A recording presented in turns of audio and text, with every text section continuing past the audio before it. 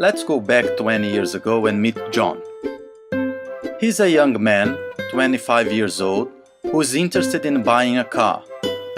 He's familiar with a few brands and models, from talking with friends and watching ads on TV during the daily news program.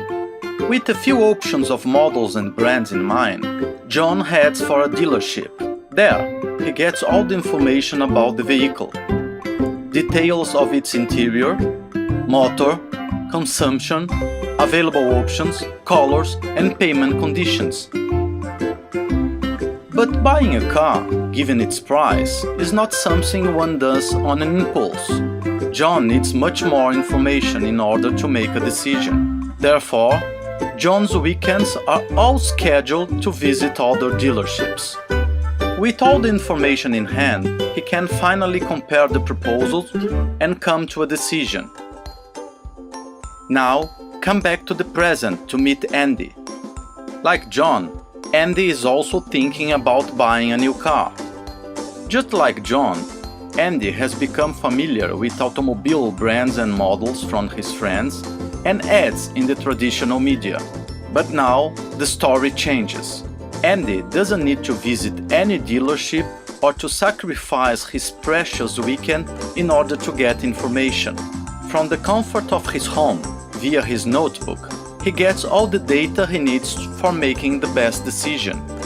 Besides getting technical data, pictures and videos of cars he wants, he also discovers new brands and models. And what's more, on the internet, he also sees the opinions of other consumers, as well as comparisons of the cars, making Andy an automotive specialist in just a few clicks. Different from John, Andy visited only one dealership, and it wasn't to ask for information, it was to buy his car. Andy's behavior is not an isolated case. When they look for a car, there are a huge number of brands and models to choose from, but only 16% of the people know exactly which one to choose.